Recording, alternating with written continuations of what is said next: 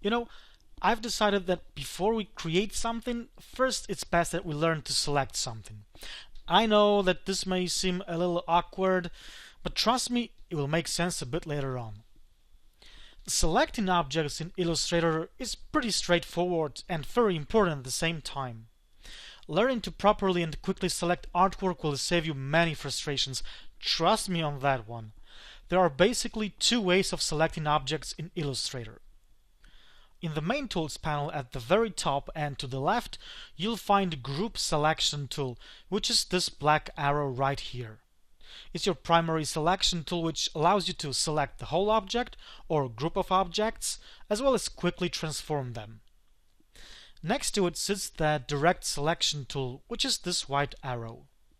This tool allows you to select a single path of an object, but also the whole object as well, and an object within a group of objects.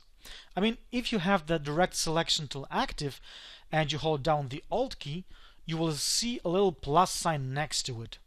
That means that by clicking a single path, you will actually select the whole object instead of a single path.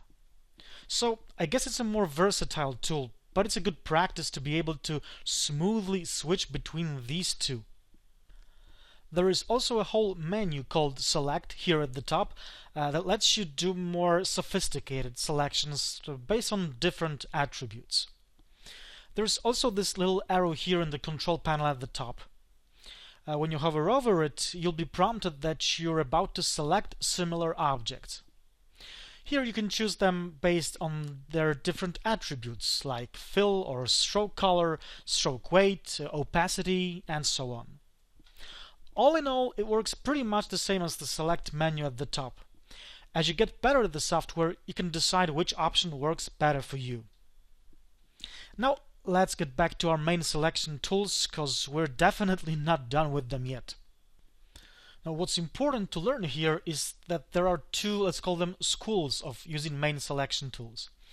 The first one encourages you to learn two shortcuts initializing each one of them. The first one is the V key for the group selection, or the black arrow, and the A key for the direct selection, the white arrow. The second school advises to get into the habit of holding down the Control key, which instantly changes any tool currently in use into the last chosen selection tool. It doesn't change it permanently, but only as long as you hold down the Control key. Let me show you what I mean. If I click any tool in the Tools panel, I'll choose the Pen tool just as an example, and now hold down the Control key, I'm going to change it into the last selection tool I used. As soon as I let it go, I'm back in the Pen tool. Again, holding down the Control key to activate the selection tool, let it go to go back to the Pen tool. You know, in my workflow, I tend to use both of these techniques depending on the design situation, and I think it's best to have both of them in your portfolio. In the next video, I promise we'll start exploring the creation tools, beginning with the rectangle and rounded rectangle tool, so don't go away.